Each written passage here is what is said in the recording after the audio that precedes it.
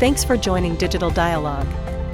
Look for more episodes at noon Eastern Time on the first and third Tuesday of every month. Can't join the live session? You can watch the replay anytime on our YouTube channel.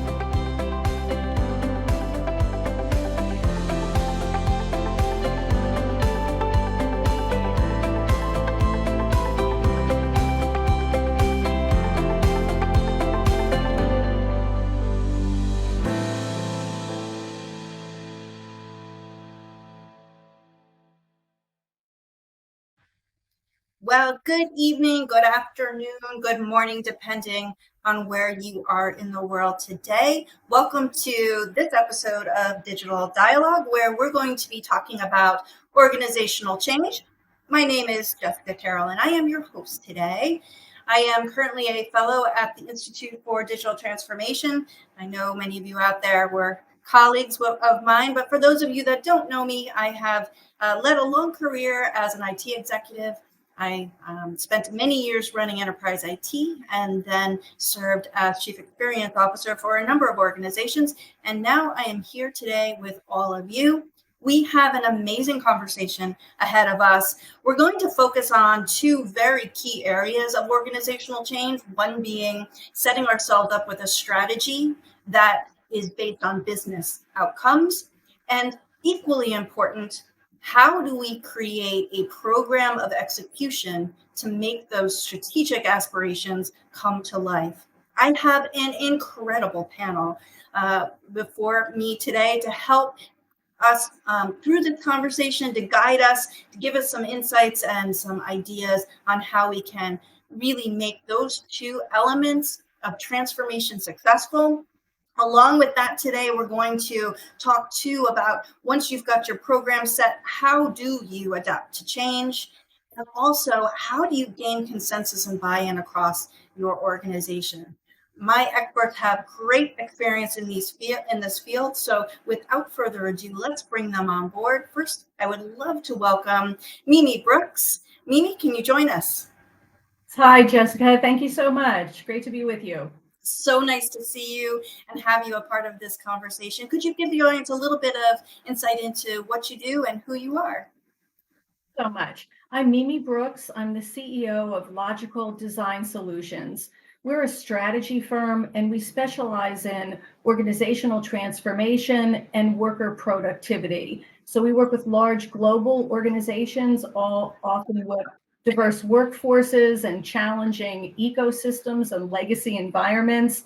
And we ask the question, in this time of significant disruption, how do we run a transformation strategy, that gets the organization from here to there, and then in a sustainable state, so they can keep pace with emerging tech. So that's what we do, and I'm delighted to be here. Honored, really. We are excited to hear what you have to say on all of this. Along with Mimi, we have another fellow. This is Wendy Kuhn, who I've known for quite some time now, and she is someone special who can really help us through the execution piece and pulling that strategy through that layer. So Wendy, can you give us a little insight into who you are? Absolutely. And I'm delighted to be here. Thank you so much. So Wendy Kuhn, as Jessica said, I am a fellow with the Institute, and I've had the honor of working with organizations all around the world, from the largest corporations and global companies to startups and cross-sector initiatives and nonprofits. And I really fell in love with this gap that I see between strategy and execution that is often there, regardless of sector or industry or size of organization. So that's really where I spend my days, helping organizations. I've architected some incredibly large transformations. I've also written a couple books, and most recently worked with Penn State to develop an executive education program around strategy execution. Yeah, your new book has just come out, and I'm reading it. It's wonderful. So it's exciting. And then also let's bring on Michael Kleinberg, who I have known, I think, forever. Michael, a little bit about you. Yeah, and happy to be here. So Michael Kleinberg, the CEO and executive partner of Mesh Digital. Mesh Digital, we are a boutique management consulting firm. And we love to operate at the convergence point of business and technology, which is actually how we define digital. So for us, we help firms set their digital strategy. We can help support digital delivery. And for folks that need the help, we can support digital operations, network operations, security operations, things like that. We work across industries, but we've got a gravity of work in financial services, healthcare, but we also do work across retail, industrial manufacturing, high tech, and many other industries. We've got, as a management consulting firm, the luxury of getting a chance to kind of see how change does or doesn't happen across many firms, across many industries, and across many geographies. So happy to be part of the conversation and looking forward to it. Awesome. And along with the outcomes, the strategic outcomes that we're looking to talk about today, and the execution program, we want to make sure we're also leaning in on, change happens. We create these programs and the environment changes. There's headwinds that we can't predict. So we're going to talk a little bit about how to adapt for that, as well as gaining consensus. So all of that wrapped in a nice, neat bow, hopefully at the end. My goal is for you as the audience to walk away with some insights and tips to help your own business through your transformation. So that's the goal. Just some quick housekeeping before I dive into everything with these very smart people. This, again, is an interactive program. There is a chat there for a reason. We would love for you to add your thoughts, especially positive ones, and any questions that you may have or that you want to pose to the audience, please put them in there. We'll try to weave all of that in as we go through the program. I think, for those of you that have seen me host before, I usually ask lots of questions. And as I've just said to these three, I don't have many questions today because they have so much to share. So I'm really just here to be your Vanna White as we go through all of this. So what I'd love to do is just let's get rolling. Mimi, I'm going to come to you first. Let's start with strategy. We know that we want to tune this to business outcomes, not just whims of a department, right? And you have some great insights on how to come forward with an approach in doing that. So I'd love to turn the floor over to you and let you just share with everybody, how do you approach strategy planning with your clients in a way that makes them successful? Great question. So let me say that most of the strategy work that we do with our clients is trying to help our clients organize a set of digital initiatives that are in flight and might be in flight and in the imagination of some, over the next couple of years. And we try to ask the question, how do we create a rational approach and roadmap that brings everyone along that needs to come along from the very beginning as much as possible and avoids the fewest steps back that were unexpected? In other words, if we say something is experimental, we know that we might abandon it at some point and hopefully at an early point. But we want to have the least number of steps backwards that we hadn't anticipated. So in that context, that's the context that I work in. In that context, it's really important in strategy that we first set the North Star, because the North Star we're going to look at again and again, and it's alignment to strategy, it's alignment to purpose, it's alignment to values. So we look to the external marketplace to say, where's this company trying to be? What are their challenges in getting there? And what do we need to do as an organization to operationalize that plan? Because we're on the org side and the operating model side. We're not working with our customers and setting the external strategy. We're trying to digest it and instantiate it within the organization, essentially. So the first thing that we do in strategy is we look to set the North Star and to get all stakeholders aligned to that. The second thing that we do is we look across the landscape of digital projects and initiatives, and we start to try to organize them, but from the top down. What are the capabilities that are needed in the organization? Because capabilities are the bridge, and I think you'll hear this from Wendy too, the bridge between the strategy and the operating model that we're trying to influence. At the end of the day, we've got processes and new work that needs to be redesigned. We've got people that need to be engaged literally in that work, and then ancillarily in the overall process of understanding the game plan we're running here. So what are the business capabilities that are needed? And then we look closely at what are the relationships in the future state that are implied with those capabilities? What are we going to do differently? And who's going to do it? And how do we know if they're doing it right? So North Star leads to business capabilities, leads to an expression of how we're going to work differently than how we work today. And we take those as inputs to try to determine what needs to be stopped, what needs to be abandoned. As important as what are we starting is what are we not going to do? It's such an important idea. So how do we organize ourselves, and how do we come out of strategy with consensus among the stakeholders, the North Star interpreted into the to-be operating model, so that we can move from there with and here I'll use Wendy's language, with what I would call a logical strategic business architecture of the to-be state, with a sense of what is it and how do we generally think we're going to get there. And we go from there then into the planning process of specifically how we're going to get there. And strategic governance, which we'll talk about in a bit, I think, Jess, to your point, connects to operational governance, and we'll figure out how we start working differently. So that's how we do it from a strategy perspective. And Wendy, I'm going to pull you into this because the two of you are so aligned in this thinking. And I know, you are well known in the industry as an evangelist for taking strategy all the way through execution, right? There's a passion there for you in making sure that we're not just talking about, the pretty future state, but making sure that we design this in such a way that that we're able to actually do something about it. Tell us how you approach. Yeah, happy to. Oh, and Mimi, just so well said. I'll just double click, I think, deeper on some of the things that you shared there. But that bridge between strategy and execution, the gap I find is there because sometimes strategy is not clear, but let's assume it is. As Mimi said, let's assume we have a clear North Star.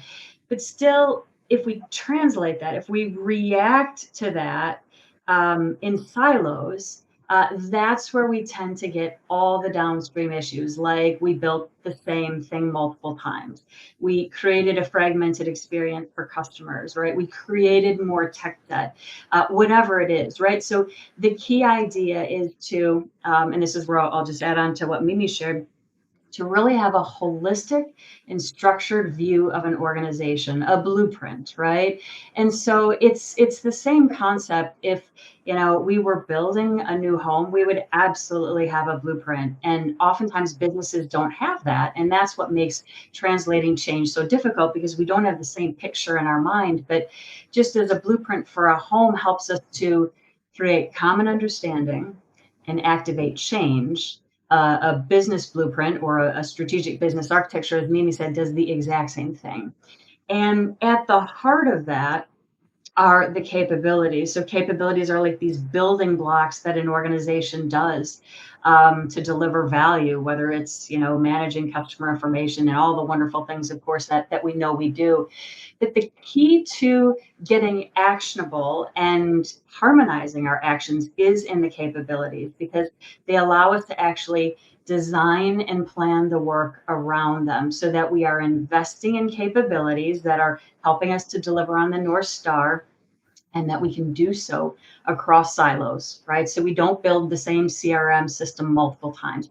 That's really, it doesn't sound like much, but that is a massive shift in mindset and efficiency, because we can also scope the work, right, around these capabilities, cross silos in a way that we can't otherwise without that business construct that helps us understand where we are, where we're going, and how we're going to get there. So I just have an offshoot question on that. So you're talking about capabilities, and I've heard you talk about this, and I've read in your books, the concept.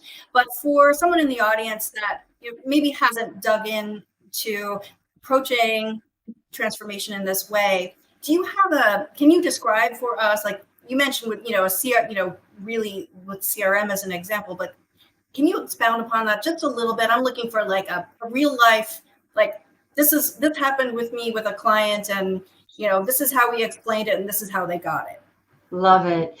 So capabilities are just simply the business building blocks. They're the what's, not the hows, right? So thinking about enterprise-wide customer transformation, capabilities are things like customer information management, customer preference management, money movement, communications, right? And you can imagine all the people, the process, the infotech behind that, they're all combined behind communications or info or whatever it may be. And in fact, I know we'll talk about governance, but this was actually a way to eat an elephant of a very large transformation to really reimagine and streamline these capabilities from a customer perspective. And you can just imagine, I mean, certainly any of us that have, been involved in technology, running teams and all of that, you've got all of these different groups that have responsibilities for all of the things that you mentioned, and bringing that, and I love the word you used, harmonizing this. You could see why that would be so critical. We know that it's so difficult to get different teams in line to make the change. And it's obvious with all of those very important functions, how hard it is to do that. Michael, I'm going to pull you in too. We were chatting about this the other day, and you said something that just struck me. It was just so smart and logical. And you called it, you need to have that second chair as you're going through this. Can you share with the audience, what is your thought on this? What is a second chair? Yeah, sure. Happy to detail it. And honestly, it's a little bit of a build on what both Mimi and Wendy kind of detailed a few moments ago about ensuring we can be pragmatic and be able to build capabilities that make sense for that organization at that point in time. So for Mesh, we go to market a little bit differently than some of our competitors and peers. We generally go with a lead consultant who's a polished management consultant, maybe a reformed Big Four resource. But we usually staff what we coin a second chair, and that second chair is effectively another lead, but it's usually an ex-CXO. And that CXO is aligned to the function that we're helping our clients with. So maybe a CIO or a CMO of sorts, and they come with real world experience, right? They've had to set many times long-term strategy. They've had to implement it and live with the implications many times for years. So they've got kind of the hard lessons learned, the lashings on their back. And what that does for our strategies is it tends to, one, bring a richness. Two, it's pragmatic. We understand what is needed to be completed to manage that change to the appropriate outcome. And the lessons learned that we could bring to bear helps accelerate the programs that we help our clients with. So that real richness helps us be really pragmatic, building on what Wendy and Mimi are talking about. When you're about to enter in and coming out of strategy with a set of recommendations that you need to execute on, they're grounded, right? They're for your organization at that point in time with where you are in your kind of digital transformation continuum. And it makes all the difference in the world sometimes. And I think that the word you use, pragmatic, is so important, because certainly it's something that means a lot to me, because you have theory, but at the end of the day, putting all that effort into a program like this without being pragmatic about how you're going to actually implement, how it's going to, I think going back to where you were going, Wendy, is how is it going to affect the people on the ground in those different areas, or the capability, how is it going to affect the capabilities, not just the tools, but the people and the process and all of that, right? I think it all kind of blends together. So I think, thank you guys so much for setting the stage with all of that. So let's assume now we've got this amazing strategy that we've created, and we've thought through the capabilities. We've been pragmatic, right? We've thought about all of that, but how do we prep that, or over time keep it alive, in the sense of things change, the environment changes, the marketplace changes, things you cannot predict happen. How do you guys look at kind of foolproofing the planning to be prepared for that? And I think, Mimi, you've got some big thoughts on this. Wendy, you maybe too, and certainly Michael. But Mimi, let me start with you. How do you sort of foolproof this? This is, this governance piece that you mentioned early on, Jessica. And I think that the way that we think about that is that the byproducts of strategy, get interpreted into a charter for strategic governance, that then becomes operational governance. And what I mean is that the strategy understandings go into a cross-functional strategic governance or group that's responsible for moving this strategy forward. The key is that they know that they're running a fluid strategy. They expect it to change. It needs to adapt by design, not by default. By design, it needs to adapt. So that's what they know that they're managing. So the charter and the principles that have been established as we translate strategy into governance are, how are we going to maintain momentum? Like, these are the important issues. How do we maintain momentum? How do we manage risk? How do we together transition the organization when we have common interests of transition, like culture, for example, like leadership, for example, so they take, the spirit and intent of strategy and they turn it into a set of senior level concepts that tell us what are the horizontal ideas that bind us. I think horizontal is a very important concept here, because when we're talking about silos, silo busting, Wendy, I'll riff off of what you were saying.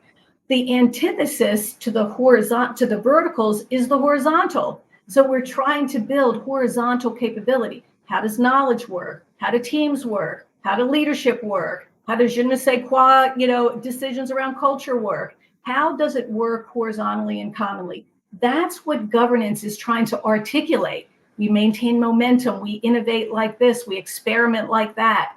So those get turned into ways of working, and they get yoked to the strategic governance committee of senior people, cross-functional business owners, along with how is ownership done. That strategic governance then feeds the operations teams that are going to run the plans.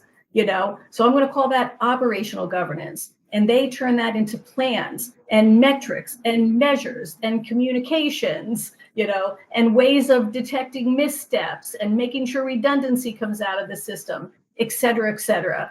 So strategic governance maintains, horizontal control when there is no organization structure to do it. That's the key. Until we figure out how to redesign our organizations to have structured horizontal ideas, which we are not there yet in most companies, governance is the thing that binds. So then operational governance runs, and we look constantly. Are we experimenting and trying to fail fast or move forward quickly? What's the second step if we need to do the first step first to know it? We all know it. No one's surprised about the dynamic nature of the environment that we're managing, and our project teams that run it operationally understand what we care about as a strategic team, that jointly owns the initiatives that we're running. So I think it's governance with a big G, Jess, is my opinion about how that goes down. Well, you just said something there I think is important. We got to go back to, which is, you said the project teams need to understand and be a part of that. And I think that's so critical, because we can, at a senior level, create all of this. We can all be kind of on board with it together. But if the teams that are actually doing the work really don't have full insight and haven't been brought in to be a part of it, it's just not going to work, because they need to be behind it, and they need to understand it, and they need their voice should, I would argue, their voice should be heard probably equally, if not more so than even the senior level, because they're the ones that understand what it's like to do the work. Yes, I mean, am I? Yeah, absolutely. Matter of fact, I would say it like this, just to kind of, I think, mirror what you're saying. Everybody needs to know the why. Why are we running this game plan? Why are we trying to change as an organization? What is it that we're trying to achieve in the marketplace that the workplace is trying to enable? And so the project teams need to know how they ladder up, because they've got to make good decisions about what to tell the executives. They've got to tell us things that we care about, that, we're trying to keep our finger on the pulse of what's important, not what's ancillary. And just additionally, I don't want to miss the idea that, all employees, partners, or, people that are part of our extended workforce need to hear the version of the why is why is everything changing? This is the communication, the hugely important role of communications in strategy governance and in operational governance that makes sure that we're bringing everyone along in the context of their role. What do individuals need to know? What do teams need to know? What do leaders need to know? What do partners need to know? Like we're managing a complex ecosystem, with multiple constituents. And so having communications be able to get out in front and reinforce so that people aren't like, what the heck is going on? And there's a lot of organizations that we get involved with where management thinks that the workforce is resistant and the workforce has no idea what you want them to do. They don't get what you want them to do. So everyone needs to be involved. And to your point, Jess, the project teams certainly need to know how they fit into the bigger picture. Otherwise, what do you expect them to do but to create new silos?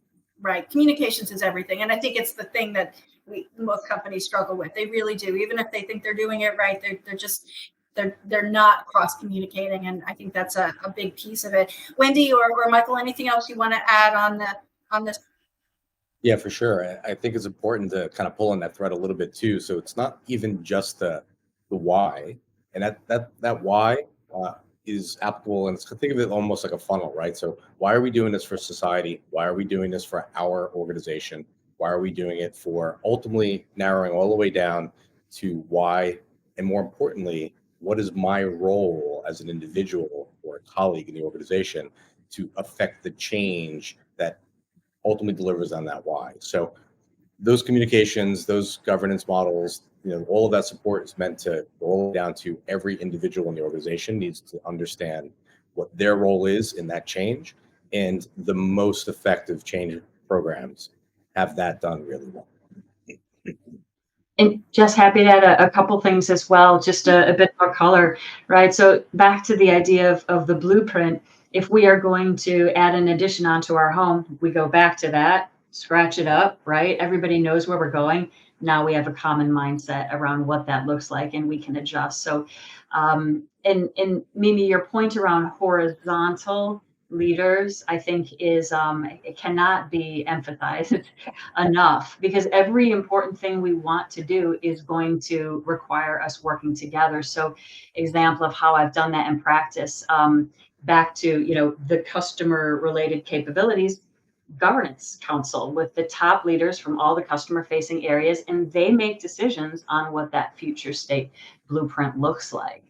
And maybe one other thing to add is, I really see our organizations as these living organisms, right? And we know strategies flexing, executions flexing. And so if we can have a line of sight between the strategy to those capabilities that we're investing, to the initiatives that are delivering on them, it gives us a real clear, structured way to answer, if this changes in the strategy, what needs to change in the work to align? Perfect. And, John Thorpe just put up some insight, not a question, but I couldn't agree with him more. It's, the workforce needs to be engaged. So leadership needs to make sure that that's a priority for them in the process, right? It's not just leadership kind of coming up with all this and running off and having these ideas. It's woven into the entire organization, and the people on the ground need to be a part of that. Yes. Look, I think John's making a huge point, Jessica, here, in this end, John, of what you said in terms of sometimes leaders don't know how work is being done on the ground. And if we think we're transforming work and work practices, then we better make sure we understand how it's really working. And this is particularly true, John, I imagine that you would agree, when we're talking about frontline people or folks that are particularly far away from the corporate sun. They're in a difficult to reach environment. They might not be, even wired or connected based on the work that they do, so on and so forth. So this idea of people brought in early, not just to be told things, but to be engaged in co-creation, so that, when work practices change, there is no misunderstanding about where we're going from and where we're going to, because that just smells of bad credibility all over the place. Otherwise, it's like corporate saying the way things are and everybody on the ground knows that's not the way things are. It just creates a layer of, distrust on top of, a problem of moving the organization. So. Well, this all leads into a direction I wanted to take us, and we talked about this sort of at the top of how do we get consensus and align the organization, and how do we really get buy-in across the organization? And Michael, I'm going to start with you on this one, and Mimi and Wendy, I'll come right around to you as well. But Michael, I wanted to hit you up on this first because in your former life you were a practitioner. And as one myself, it's a little bit of a different beast when you're in the weeds and, these are your colleagues, sure, right? And you're trying to create this kumbaya, we're going to go do this together kind of thing. Talk to me about how you've been successful in the past in doing that, whether during your practitioner years or now as you're supporting your clients. Yeah, and honestly, a lot of those practitioner years led to experience that's directly applicable to the consulting services. In this particular case, there's very purposely quite a bit of a Venn diagram overlap between some of the different disciplines, even on this call today. So, for example, I find it immensely powerful to start thinking about change management the moment we kick off all the way up front with corporate strategy, right? Because if you can't, get buy-in and break down some of the barriers, or many times fiefdoms, let's be honest, within organizations at the top of the organization. If we can't break that down, get folks on board in support of some sort of transformational program, which is all that change is, you're probably not going to be successful with the level of detail that we're talking about today. So for us, when we start right at the kickoff with executive leaderships, if we're doing corporate or divisional strategy, by bringing folks together, getting them to engage, to participate, and we've got frameworks, methods, tactics by which we do that, like workshops, one-on-one interviews. We pressure test strategies and recommendations and capabilities across the organization and share it widely, right? Upwards, around, and down across the organization. And just the fact that we're getting folks to contribute to help kind of calibrate strategies and recommendations and capabilities that are needed to meet some target outcome, and by the way, define what that target outcome is. It starts that process of change and alignment, and also it keeps, not that this happens too often in larger organizations, but it keeps certain executive leaders from distancing themselves from those strategies or recommendations that they really need to support ultimately too. So change starts before you even start the change program, and it should just be instilled, and frankly, it's the connective tissue across strategy, all the way out through that delivery and back again, that brings all that together. So hopefully that made sense. It did. So change management right from the start. Mimi, you've got some, I'm going to call it pixie dust in coming in and getting alignment across organizations. I know this, having spent some time with you. So can you share, maybe give us some of your secret sauce? How do you get everybody, especially in the larger organizations, but let's also think about smaller ones too, because it's a different beast. But how do you get that kind of alignment? I was thinking as everyone was talking that, the thing that is really key is that, people all need to come willingly now, right, Jess? People need to come willingly. We're not going to make people, we're not going to tell people, we're not going to demand of people. Like, if it's true, I'll pull the lens back for one moment. If it's true that our organizational systems and structures need to evolve from the pyramid structures that we've had, for decades now, which I think is the implicit idea of the organizational, designs that we're moving towards. Unfortunately, it's the last thing to change. We're going to have a bunch of discussions about why that is, but let's let it go. But, it's the last things to change. And so really what we're talking about is how do we bring people willingly along? That's the issue of consensus. And it's consensus among the top leadership, who have been able to run their fiefdoms and been rewarded for it for a long time. Nobody misstepped. That's what the organizations expected of them. And that's what they did, and now we need to do something different, And so what we need to do is to look at what the common interests are across the organization. How do we all win? We all win, for example, as a leadership team, when we understand things like, how does knowledge move across the organization? We all win, for example, when we say, what does it mean to retain our best talent? So what are the things that we all win on? And those ideas become the basis of how do we do it together. And if we can't find the things that we all win on in today's environment, then we have to look at things like rewards, policy, et cetera, to try to close the gap on things that we can't naturally close. And if you trickle that, into the organization, and you ask, how do we get individuals involved in that? Then I think the only honest answer that's congruent is that people need to see how their value that they create fits to the value that the organization is looking to create. How do we align people on value creation? In our new world of work, we need outcomes that look like this. We can't be a company that works like that anymore. We need to be a company that works like this. We think the value you create as an individual hooks to our value and aligns. If you believe these kinds of things, want these kinds of things, aspire to these kinds of, ways of working. And it either is a match or it isn't a match. But we need to have a clear dialogue about what we're talking about, right? So yeah, I'm looking at John's comment. Yeah, I agree, John. I totally agree. I think that's one example of, what's friction, to the change we're talking about. So I think it helps, as leaders to think about the big picture here. We're in a momentous, important time of transformation, and we're undoing a lot of, system structures and the way people were successful and rewarded in the past. And so we have to, figure out how we engage them in new value creation that they honestly believe in. That's when it works. And I have two thoughts on that I'd love to see if you guys agree with. One is, and this seems so obvious, but if we want change or know we need to change, we have to be willing to change.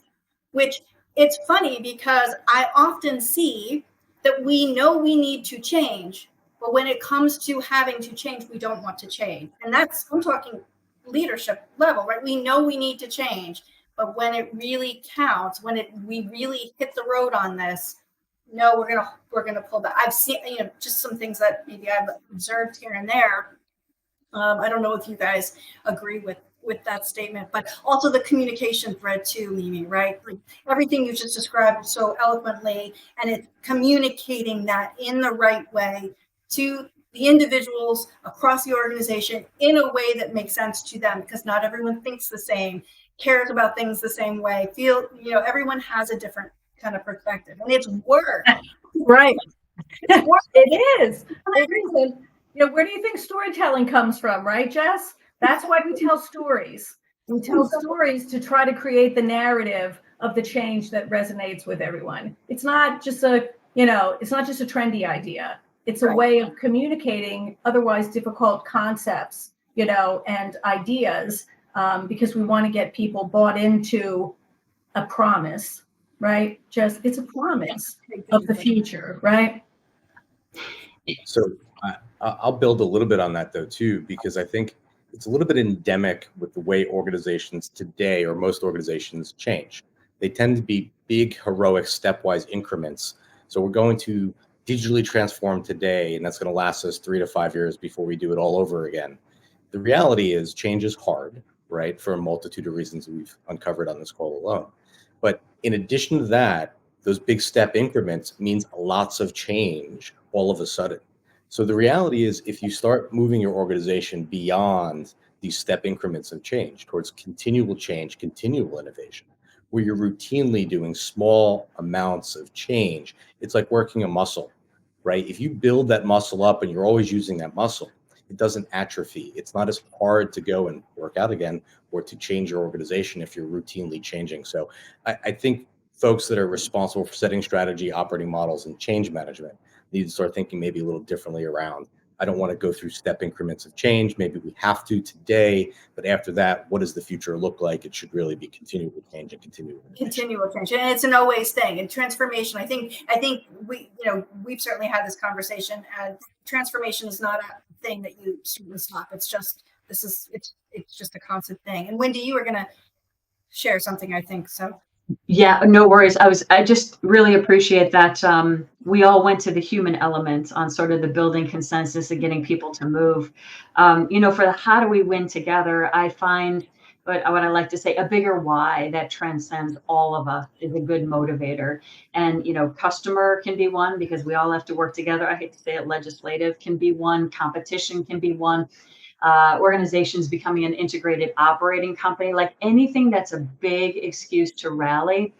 And, there's also a mindset. One of my favorite examples was a CEO that started saying, everybody needs to be a good enterprise citizen. It was his mantra. And I just can't tell you how quickly behavior changed, even without changing the actual organizational structures and motivation mechanisms. So it's that winning over the hearts and the minds that I think is important, like you all have shared. I'm going to take us kind of down to the last piece of this to round us out for the hour. And that is all around what, as I said from the beginning, what I think is clearly equal of importance to all of the things we discussed, which is actually an execution program.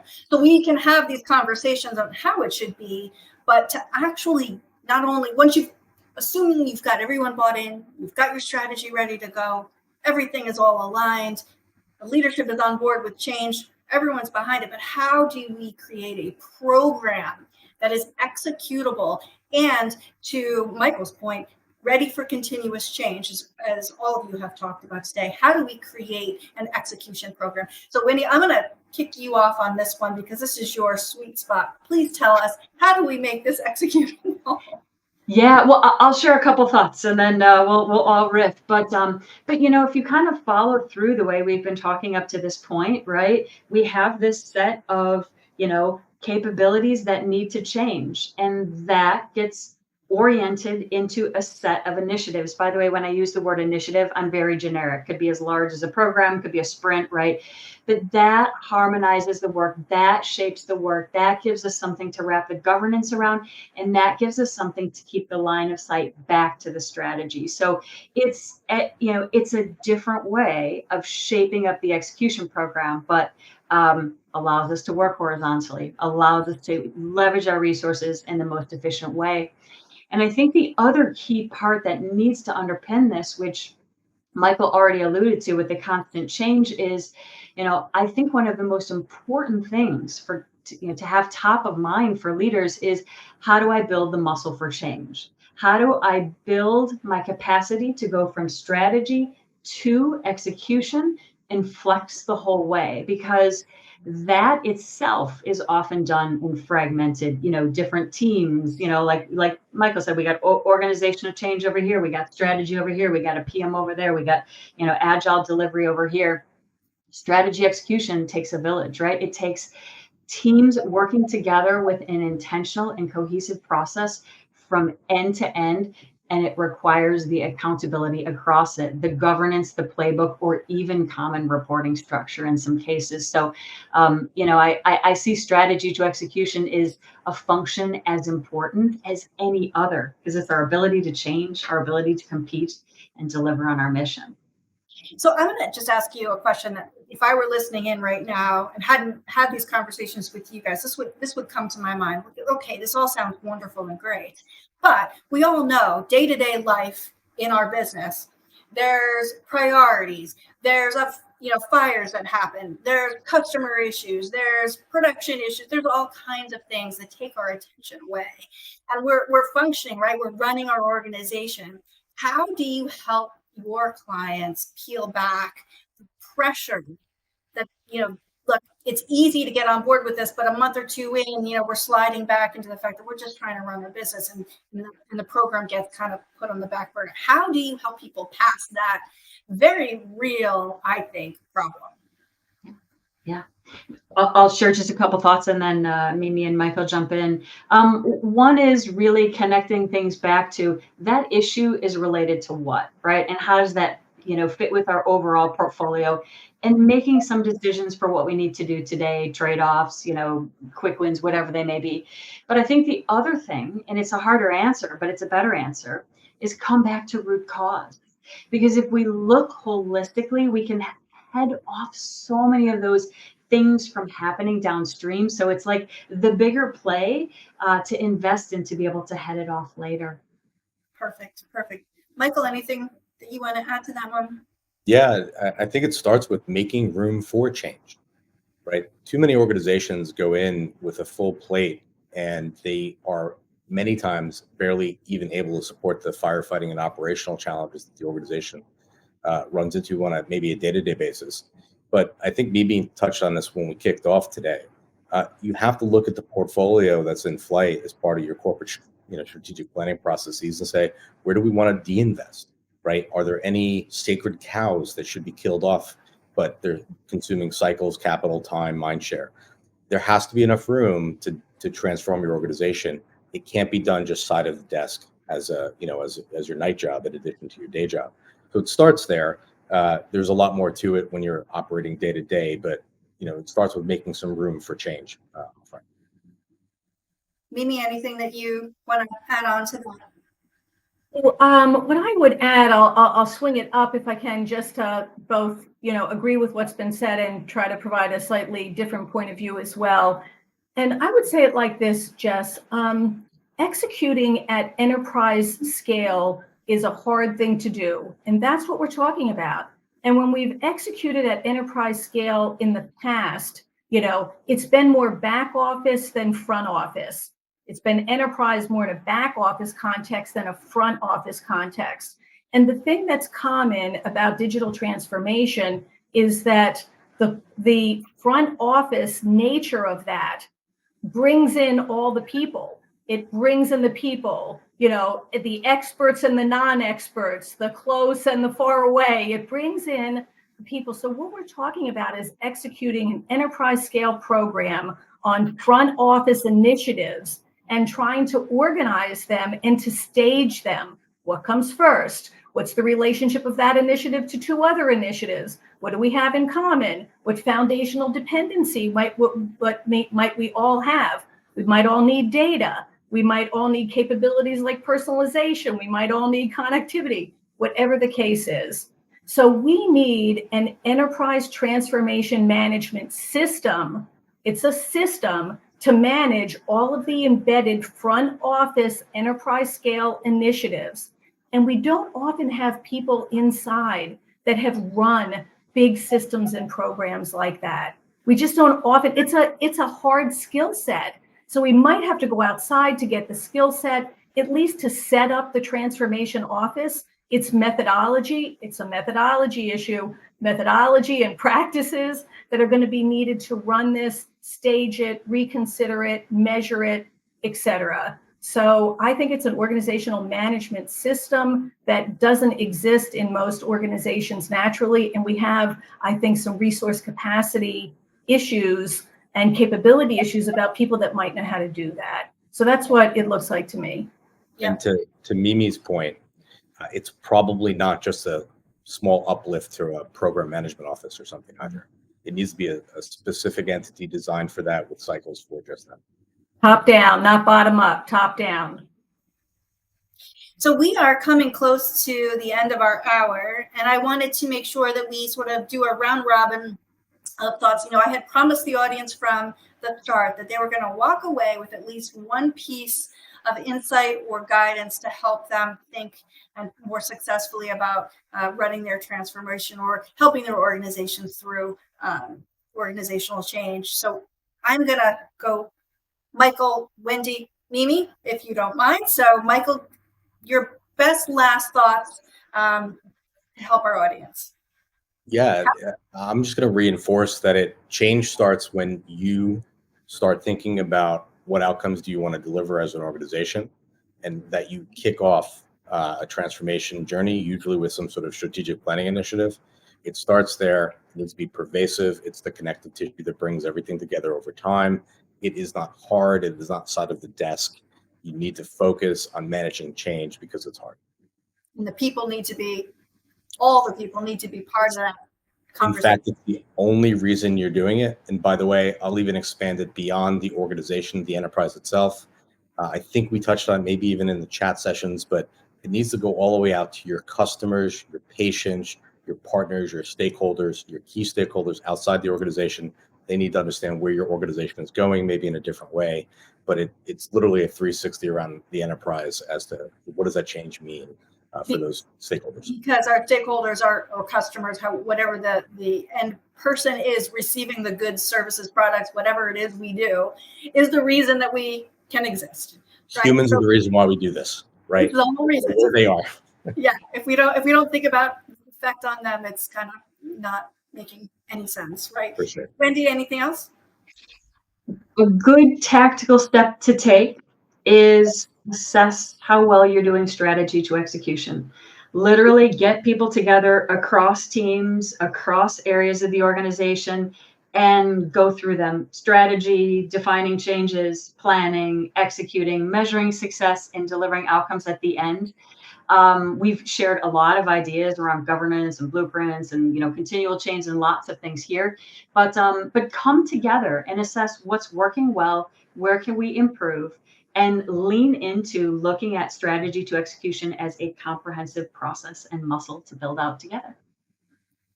Perfect. And Mimi, I think we've lost her. So I'm not quite sure, John, where you've taken my Mimi off to. Oh, there she is. Sorry, I'm going to blame John for that. Geez, right when I was getting to the good part of what you're trying to say, I'm sorry. So I'll add what I think might be a different perspective, but still cohesive to everybody else in case it's helpful. I think that that leaders, knowing how to run these game plans is really an important point. And I think when you consider that we've only been in digital transformation, depending on how you count your industrial revolutions, since about 2008, it hasn't been that long, less than 20 years. Most industrial revolutions last 60. We've got a lot of runway ahead of us. And to whatever degree we think that we've experienced a lot of change so far, we have the bulk of change still ahead of us. So I think it's important that we see the momentous time that we're all in and the huge opportunity that we have, to build new institutions, probably not defined by vertical markets. You already see that structure falling apart, and probably not defined by our old organizational hierarchies. You already see that structure falling apart. So we have a chance to reimagine not only, the purpose, the impact of organizations on the mega challenges that we have, people, planet, prosperity. These are big ideas that, we're trying to play into here. And our ability to lead this successfully is going to matter a lot in terms of, the quality, safety, value of human work going forward. I don't use that perspective to grind progress to a halt. I just use it to remind us all that we have such an opportunity to do such good work at such important impact, here and now. And if we can, have that purpose and internalize it into our business and provide some light for how to lead this, we'll make a tremendous difference in the next 10 years. And it's going to look pretty dramatically different than what it looks like now. So I think that's exciting. And I'll be the optimist in the group because I think it's nothing but opportunity, if we can all set sail in a direction that's human-centric, ultimately. That's my ending 2 cents to the degree that it's helpful. Well, I'll sort of end us up with, my thoughts on that too. And you just said the word I love, Mimi, which is purpose. I think you call it North Star. I think even bigger purpose is kind of the why we exist as a company. What is it that we do? Why do we exist? And making sure that we've got the entire organization and our customers clear on that purpose. And really making sure that the communications and the importance of, and I think you guys talked about this quite a bit today. I love it so much and agree with it so much that it's the value that each of us brings in the organization to making that purpose come to light. And it applied to every single person in the organization, regardless of their level of what they do, the level of responsibilities. It's irrelevant, because without each of us in that organization kind of swimming the same way to that purpose, it can't work.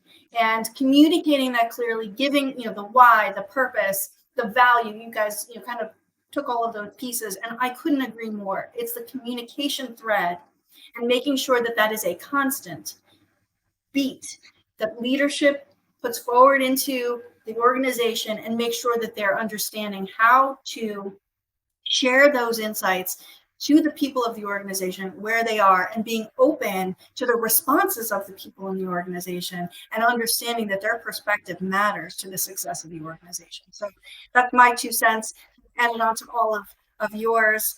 And to everyone listening in, we are just about to close out. I can't thank you all enough for participating as an audience. I hope my prediction came true, and you've been able to glean something, at least one thing from this conversation that is useful to you and bringing back to your organization to be helpful.